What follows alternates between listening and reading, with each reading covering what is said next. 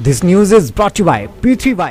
Situ का 14वां सम्मेलन रविवार को मंडी में संपन्न हुआ। सम्मेलन में 10 प्रस्ताव पारित किए गए, जिसमें बढ़ती महंगाई, श्रम कानूनों में बदलाव के विरोध, स्कीम वर्करों जिनमें आंगनबाड़ी, मिड डे मील और आशा वर्कर्स को मजदूर का दर्जा देने, श्रमिक कल्याण बोर्ड को मजबूत करने, मनरेगा मजदूरों को 350 रुपए दिहाड़ी देने और उन्हें श्रमिक कल्याण बोर्ड के लाभ जारी करने, सरकारी व निजी क्षेत्र में परिवहन मजदूरों को संगठित करने, आउटसोर्स मजदूरों को विभागों में नियोजित करने, कर्मचारियों की पुरानी पेंशन योजना को बहाल करने और सांप्रदायिकता के खिलाफ तथा अनुसूचित जातियों व जनजातियों के खिलाफ हो रहे हमलों पर अंकुश लगाने के लिए प्रस्ताव शामिल किए गए हैं। सीटू के प्रदेश अध्यक्ष विजेंद्र मेहरा ने कहा कि सम्मेलन में निर्णय लिया गया कि 10 अक्टूबर को आंगनबाड़ी वर्कर्स को नर्सरी टीचर्स भर्ती में स्थान देने के लिए प्रदेश व्यापी विरोध प्रदर्शन खंड व जिला स्तर पर आयोजित करने का निर्णय लिया गया। उन्होंने कहा कि 12 अक्टूबर को मनरेगा मजदूरों को 350 रुपए मजदूरी देने तथा प्रदेश सरकार द्वारा मनरेगा मजदूरों को राज्य श्रमिक कल्याण बोर्ड से मिलने वाली सहायता सामग्री और सहायता राशि बंद करने के विरोध में लेबर ऑफिस और बोर्ड कार्यालयों पर प्रदर्शन किए जाएंगे।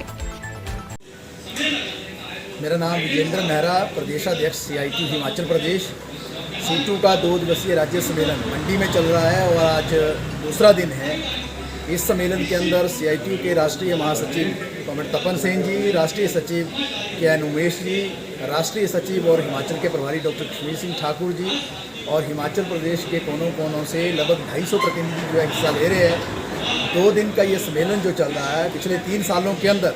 जो केंद्र और प्रदेश सरकार के हमले रहे हैं, उसमें मजदूर वर्ग पर जो भी साजिशें सरकार की ओर से की गई हैं, उनके 44 कानूनों को ख़त्म करके जो 4 लेबर कोड बनाए गए, जिस तरीके से आज मजदूरों को बंधुआ मजदूरी में तब्दील करने की कोशिश हो रही है,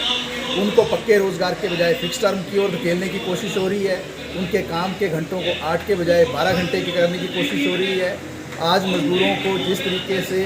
पूरा एक हमला चल रहा है, part time, casual, temporary, contract, ठेका प्रथा, आउटसोर्स के माध्यम से उनके रोज़गार को बदलने की साजिशें चल रही हैं और पक्के किस्म के रोज़गार को खत्म किया जा रहा है। आज उन सारे विषयों पर चर्चा चल रही है। जिस तरीके से स्कीम वर्कर जो आंगनबाड़ी, मिड डे मील और आशा वर्कर हैं, उन पर हमले जारी है। आज मनरेगा और निर्माण मजदूरों के कानूनों को जिस तरीके से कमज़ोर करने की साजिश चल रही है, उनके बजट में कटौती हो रही है। आज पूरे प्रदेश के अंदर और देश के अंदर जिस तरीके से आज मजदूरों से उनके बुनियादी अधिकार छीनने की कोशिश चल रही है और जो भी हमले आज मजदूर वर्ग के समक्ष हैं, चाहे उनके न्यूनतम वेतन का सवाल है 26,000 रुपये का, चाहे उनके लिए प्रोविडेंट फंड और ESI या मेडिकल सुविधा का सवाल है और प्रोविडेंट फंड के जो शेयर है उसको 12% से घटाकर 10% करने की बात हो, ये जो सारे हमले पूरे देश के अंदर आज चल रहे हैं केंद्र सरकार की ओर से और प्रदेश सरकार की ओर से, इन सारे विषयों पर जो 2 दिन में हमने चर्चा की है और पिछले 3 साल का मूल्यांकन किया है और इस सम्मेलन के माध्यम से हम इस नतीजे पर पहुँचे हैं कि आने वाले समय में पूरे देश के अंदर मजदूर आंदोलन को और प्रदेश के अंदर मजदूर आंदोलन को सशक्त करने की आवश्यकता है, मजबूत करने की आवश्यकता है और इसके माध्यम से आने वाले समय में हम पूरे हिमाचल प्रदेश के मजदूरों को लामबंद करेंगे और सैकड़ों हज़ारों की तादाद में जो है उनको सड़कों पर उतार कर जो आंदोलन को मजबूत करेंगे। ये भी हमने निर्णय लिया है कि जिस तरीके से जो मनरेगा मजदूरों और निर्माण मजदूरों के संदर्भ में जो BOCW का जो कानून है, जो श्रमिक कल्याण बोर्ड है, उसको जो कमज़ोर करने की साजिशें चल रही हैं, मनरेगा मजदूरों को जो है श्रमिक कल्याण बोर्ड से बाहर करने की साजिशें चल रही है और को पूरे प्रदेश के अंदर ब्लॉक हेडक्वार्टर्स पर, जिला हेडक्वार्टर्स पर और उसके साथ साथ जहाँ भी श्रमिक कल्याण बोर्ड के दफ्तर है, जहाँ भी श्रम कार्यालय हैं, वहाँ पर जो है हज़ारों मजदूर जो है लामबंदी करेंगे और सरकार की नीतियों के खिलाफ हमला बोलेंगे। हमने इस बात का भी निर्णय लिया है कि जिस तरीके से प्री प्राइमरी में आंगनबाड़ी वर्कर्स को बाहर कर दिया गया है, जबकि ECC। दिव्य हिमाचल टीवी के लिए मंडी से विप्लव सकलानी की रिपोर्ट।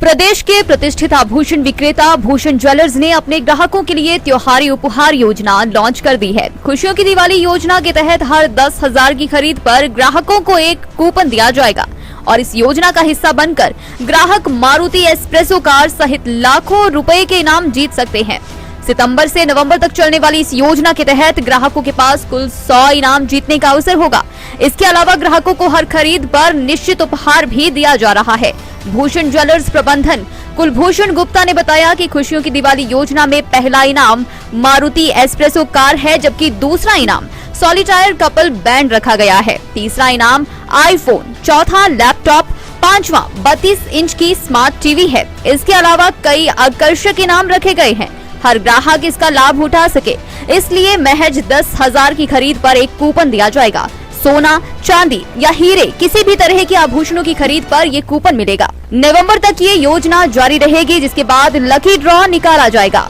भूषण ज्वेलर्स से खरीदे आभूषण, जीते उपहार। आकर्षक उपहार जीतने के लिए जाएं भूषण ज्वेलर्स सोलन।